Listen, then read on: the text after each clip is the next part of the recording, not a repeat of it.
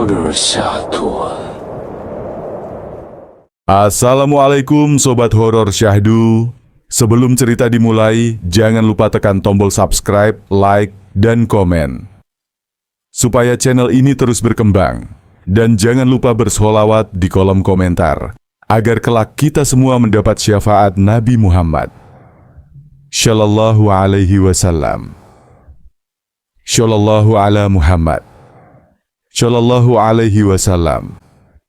Malam itu, langit Sumatera pecah oleh hujan yang turun tanpa ampun.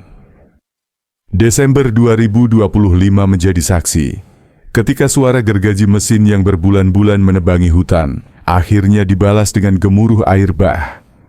Pohon-pohon tua yang dulu berdiri sebagai penjaga tumbang satu persatu, membuka jalan bagi murka yang selama ini tertahan. Tak ada yang menyangka di balik banjir besar itu ada sesuatu yang terbangun. Sosok ular raksasa, penjaga hutan yang rumahnya dihancurkan, bangkit dari kedalaman tanah. Tubuhnya melilit sungai, matanya menyala di tengah hujan, dan setiap gerakannya menyeret air, lumpur, serta rumah-rumah warga. Dalam cerita ini, kalian akan mendengar kesaksian langsung tentang malam ketika air mengalir berlawanan arah, alat berat ditelan banjir, dan manusia dipaksa berhadapan dengan akibat dari penebangan pohon yang tak mengenal batas. Ini bukan sekadar kisah bencana, tapi peringatan dari alam tentang janji yang dilanggar dan harga yang harus dibayar. Mari kita lanjut ke ceritanya. Aku menuliskan ini dengan tangan gemetar, bukan untuk menakut-nakuti siapapun, tapi sebagai kesaksian dari apa yang benar-benar kulihat dan kualami di tanah kelahiranku, di sebuah kampung kecil di Pulau Sumatera. Namaku Marwan. Sejak kecil aku hidup berdampingan dengan hutan. Ayahku dulu penjaga kebun karet, dan kakekku sering berpesan bahwa hutan bukan sekadar kumpulan pohon, melainkan rumah bagi makhluk-makhluk lama yang tak kasat mata. Waktu itu aku hanya mengangguk, menganggapnya dongeng orang tua. Namun semua keyakinanku runtuh pada tahun ketika banjir besar datang. Beberapa bulan sebelum bencana, suara mesin gergaji tak pernah berhenti. Siang malam, truk-truk kayu keluar masuk kampung. Pohon-pohon besar yang usianya mungkin ratusan tahun tumbang satu persatu. Tanah menjadi gundul, sungai berubah keruh, dan udara terasa panas menyengat, seolah hutan sedang menahan amarah. Aku ingat jelas malam pertama, tanda itu muncul. Hujan turun tidak wajar, bukan hujan biasa, tapi seperti ditumpahkan dari langit tanpa ampun. Sungai di belakang rumahku mulai meluap. Saat aku berdiri di teras, terdengar suara gesekan berat dari arah hutan. Bukan suara kayu roboh, bukan pula longsor. Suaranya seperti sisik besar diseret di tanah basah. Saat itulah aku melihatnya. Di antara kilatan petir, sesuatu bergerak di balik pepohonan yang tersisa. Panjang, hitam kehijauan, dan berkilau seperti besi basah. Matanya memantulkan cahaya merah pucat. Tubuhnya melingkar di bekas lahan tebangan, tempat pohon-pohon tua dulu berdiri. Ular. Bukan ular biasa. Besarnya tak masuk akal. Lebih besar dari batang kelapa. Kepalanya saja hampir sebesar perahu kecil. Ia tidak menyerang, tidak mengaum. Hanya diam menatap ke arah kampung kami, seolah menuntut sesuatu yang telah dirampas. Aku ingin berteriak, tapi suaraku hilang. Kakiku terasa tertanam di tanah. Keesokan paginya, hujan belum berhenti. Sungai sudah naik setinggi dada orang dewasa. Beberapa rumah mulai terendam. Orang-orang panik, menyalahkan cuaca, menyalahkan takdir. Tak satu pun berani menyebut hutan yang telah kami lukai. Seorang tetua kampung mendatangiku. Wajahnya pucat, matanya cekung seperti tak tidur semalaman. "Kau juga melihatnya, kan?" bisiknya. Aku hanya mampu mengangguk. Tetua itu berkata pelan, hampir seperti berdoa bahwa penjaga hutan telah terusik. Rumahnya diratakan, jalurnya dipotong, sarangnya dihancurkan. Banjir ini bukan sekadar air, tapi peringatan. Malam itu, air naik lebih cepat. Hujan berubah seperti jeritan panjang. Dari arah hutan, suara gesekan itu kembali terdengar. Kali ini lebih dekat, lebih keras, bercampur dengan gemuruh air bah. Dan saat aku menatap ke arah gelap, aku sadar satu hal yang membuat dadaku sesak. Banjir ini belum selesai, dan kemarahan itu baru saja dimulai. Aku tidak pernah menyangka malam itu menjadi awal dari kehilangan terbesar dalam hidupku. Air sudah setinggi pinggang ketika kami berlari menuju masjid di dataran yang sedikit lebih tinggi. Lampu-lampu rumah padam satu persatu, hanya diterangi kilat yang menyambar tanpa jeda. Tangis anak-anak bercampur teriakan orang dewasa. Bau lumpur, kayu basah, dan sesuatu yang amis memenuhi udara. Saat itulah aku melihat sungai benar-benar berubah menjadi monster. Arusnya bukan lagi mengalir, tapi menyerbu. Pohon-pohon besar yang dulu ditebang kini kembali, bukan sebagai peneduh, melainkan sebagai batang mati yang menghantam rumah warga. Di sela derasnya air, aku melihat sesuatu bergerak melawan arus, panjang, berliku, dan terlalu teratur untuk disebut kayu hanyut. Ular itu. Ia muncul perlahan, tubuhnya membelah air banjir seperti pisau. Setiap kali tubuhnya bergerak, air seolah ditarik naik, menciptakan gelombang besar yang menyapu apapun di hadapannya. Rumah Pak Hamzah yang berada paling dekat sungai hancur dalam sekejap. Dindingnya runtuh seakan diremas tangan raksasa. Aku mendengar jeritan minta tolong, lalu senyap. Tak ada yang berani mendekat, tak ada yang berani menyebut namanya. Di masjid, para tetua berkumpul, wajah mereka pucat, bibir komat kamit membaca doa yang putus-putus. Salah satu dari mereka, seorang kakek tua yang hampir buta, tiba-tiba berbicara dengan suara serak. Dia bukan datang untuk membunuh, dia datang untuk mengambil kembali. Kata-kata itu membuat suasana makin mencekam. Hujan semakin menggila, air menabrak tiang masjid, membuat bangunan bergetar. Dari jendela, aku melihat ular itu melingkar di bekas bukit kecil, tempat hutan paling tua dulu berdiri sebelum ditebang. Kepalanya terangkat tinggi, matanya menyala menembus hujan, seolah menghitung satu persatu rumah yang berdiri di atas tanahnya. Saat itu aku sadar, ini bukan sekadar bencana alam, ini adalah balasan. Dan yang paling membuatku takut, ular itu belum pergi. Ia hanya menunggu sampai semuanya lunas. Pagi datang tanpa benar-benar membawa terang. Matahari tertutup awan hitam, dan hujan masih turun meski tak sederas semalam. Dari masjid, kami melihat kampung kami berubah menjadi lautan coklat. Atap-atap rumah hanya tampak seperti perahu terbalik, sebagian sudah hanyut entah kemana. Aku turun bersama beberapa pemuda untuk mencari warga yang mungkin masih terjebak. Air sudah setinggi dada, dinginnya menembus tulang. Setiap langkah terasa berat, bukan hanya karena arus, tapi karena perasaan diawasi. Di dekat bekas jalan setapak menuju hutan, kami menemukan jejak yang membuat napasku tercekat. Tanah berlumpur membentuk lekukan panjang, melingkar, dengan bekas sisik sebesar piring.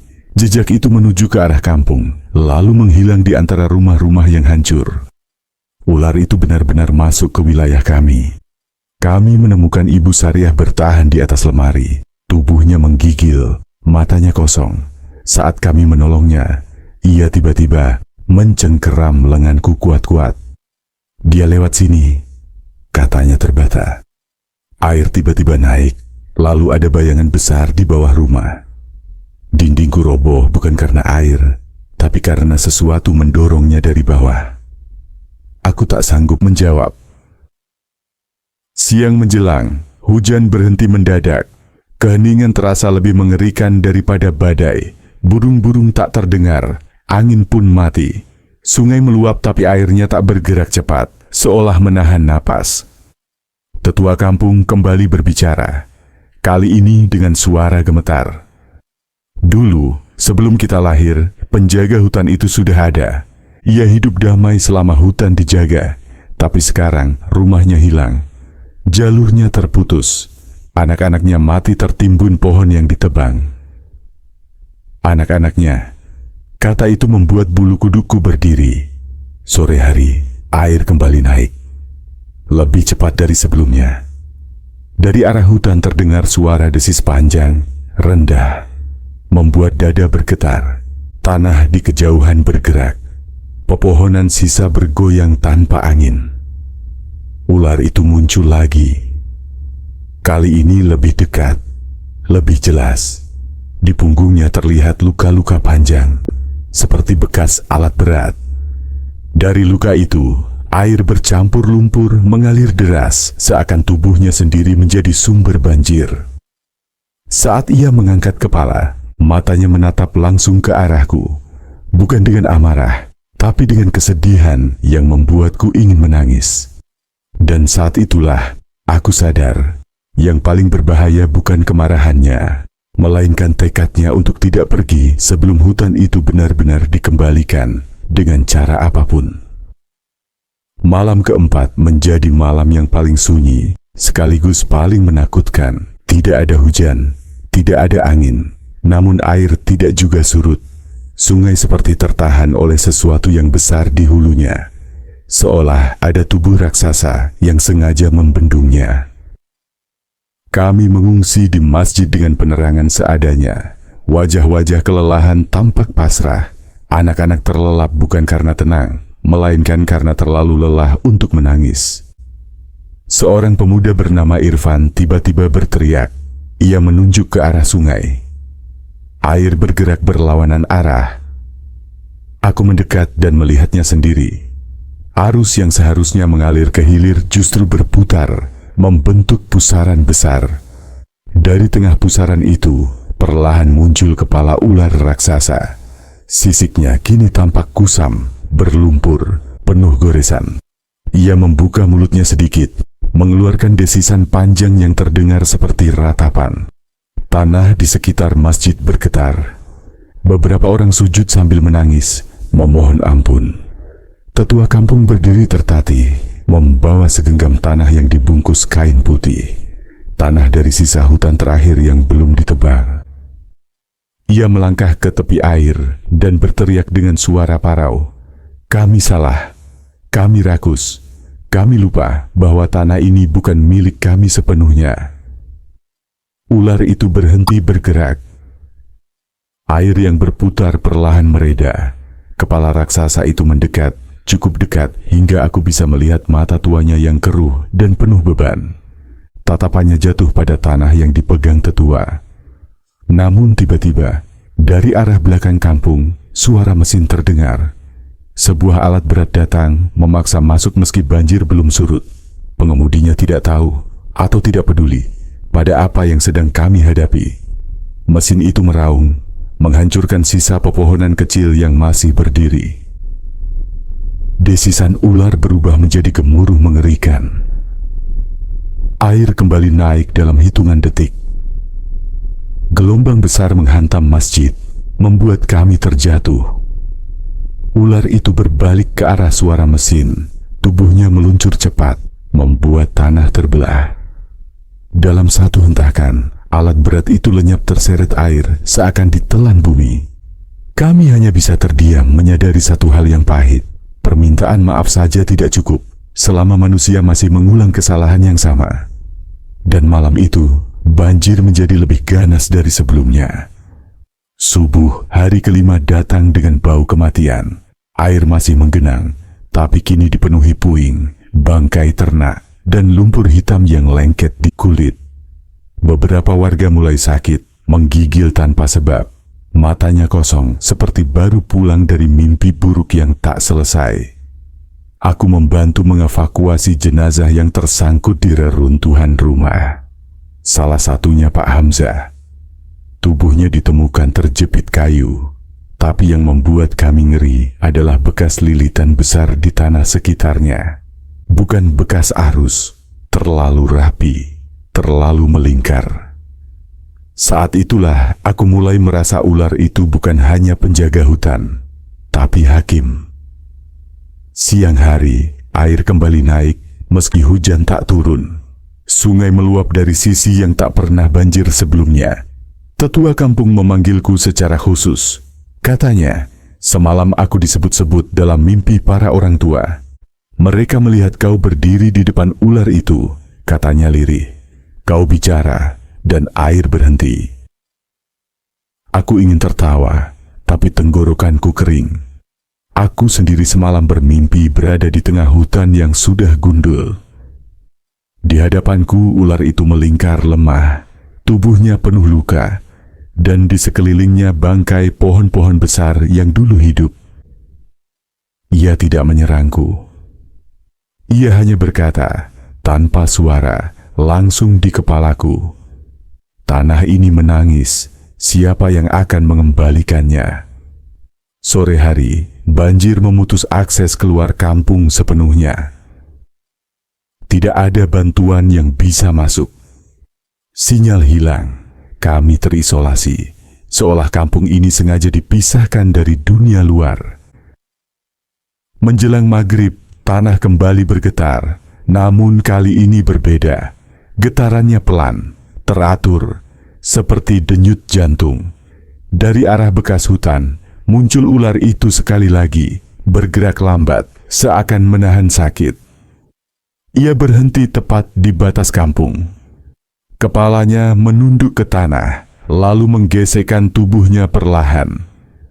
Dari bekas gesekan itu, air menyembur keluar dari dalam tanah, deras dan keruh. Banjir baru tercipta, lebih dalam, lebih luas. Tetua kampung menangis terseduh. Dia tidak menyerang, katanya putus asa.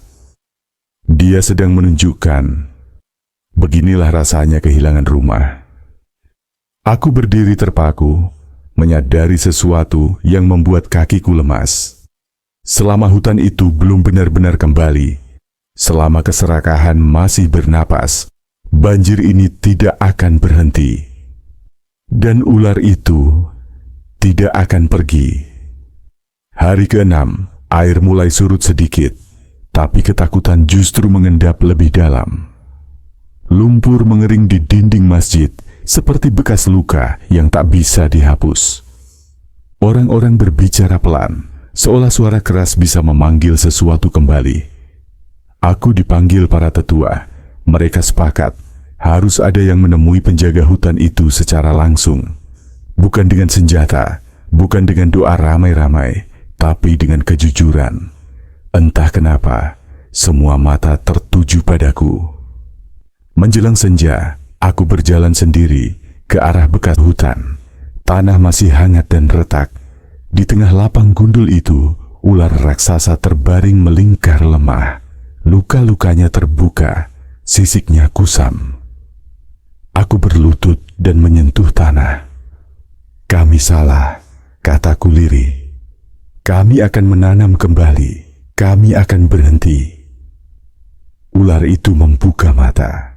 Tidak ada amarah, hanya lelah yang sangat tua. Kepalanya menunduk perlahan, lalu ekornya bergerak memecah tanah.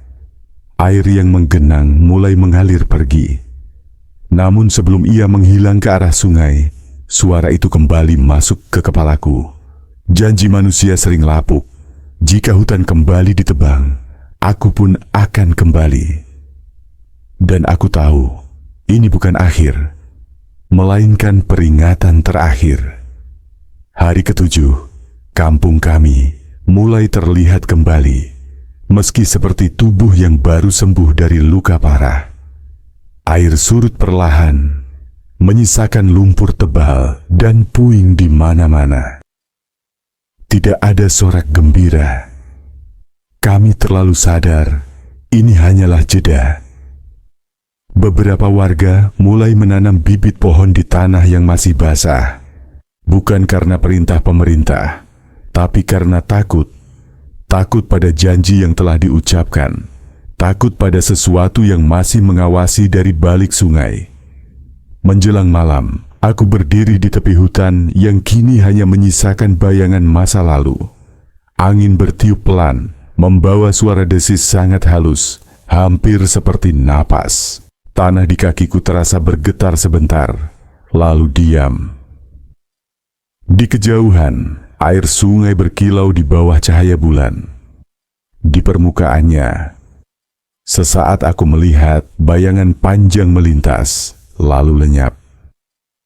Aku menelan ludah, sadar sepenuhnya penjaga itu belum pergi. Ia hanya mundur, menunggu apakah janji manusia benar-benar akan ditepati. Hari ke-8, bantuan akhirnya datang. Perahu-perahu kecil memasuki kampung, membawa logistik dan orang-orang berseragam yang sibuk mencatat kerusakan. Mereka bicara tentang curah hujan, sedimentasi, dan kesalahan teknis. Tidak satu pun menyebut hutan. Saat aku menunjuk ke arah lahan gundul dan menceritakan apa yang kami alami, beberapa hanya tersenyum tipis. Katanya aku terlalu lelah, terlalu trauma. Cerita tentang ular besar dianggap dongeng orang kampung. Sore itu, sebuah helikopter melintas rendah di atas bekas hutan. Anginnya memutar lumpur dan daun kering. Seketika tanah bergetar halus, sungai di kejauhan bergolak meski langit cerah. Tak ada yang melihatnya kecuali aku. Di bawah permukaan air, bayangan panjang bergerak mengikuti arah helikopter. Perlahan, tenang, seolah mengingat. Malamnya, aku tak bisa tidur.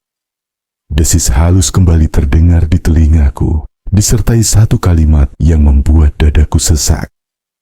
Ujian sebenarnya baru dimulai ketika manusia merasa aman. Dan aku tahu, bahaya belum sepenuhnya berlalu. Hari ke-9, air sungai benar-benar kembali ke jalurnya. Matahari bersinar lebih lama, seolah ingin menghapus jejak bencana. Namun di wajah warga, tidak ada rasa lega. Justru muncul kegelisahan baru. Beberapa orang luar mulai memasang patok-patok kayu di bekas hutan. Katanya untuk pendataan ulang, untuk rencana ke depan. Suara palu memukul tanah membuat dadaku berdebar tidak karuan.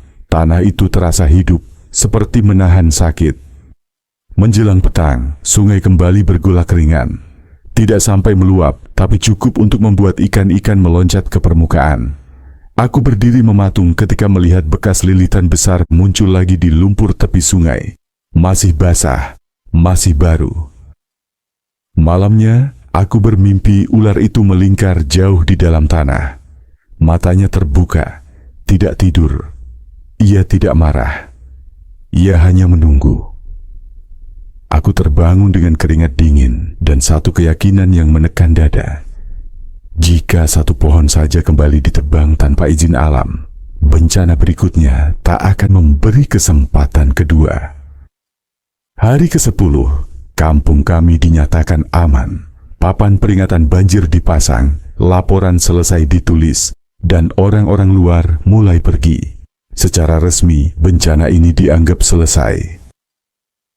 Namun bagiku, semuanya justru terasa baru dimulai. Aku berdiri di tepi hutan yang mulai ditanami kembali. Bibit-bibit kecil tertancap rapi, rapuh, mudah patah. Aku menempelkan telapak tangan ke tanah yang masih lembab dan berbisik, berharap janji kami didengar. Sungai mengalir tenang, terlalu tenang. Saat senja turun, air tiba-tiba beriak pelan. Di permukaannya muncul lingkaran besar, satu kali lalu menghilang. Seperti tanda, aku melangkah mundur dengan napas tertahan. Desis halus kembali terdengar, kali ini seperti bisikan peringatan terakhir. Hutan adalah rumah. Siapa yang merusaknya akan kehilangan tempat berpijak. Sejak hari itu, Setiap kali hujan turun deras di Sumatera, aku selalu terjaga, menunggu, mendengar. Takut kalau manusia kembali lupa, dan penjaga itu harus bangkit sekali lagi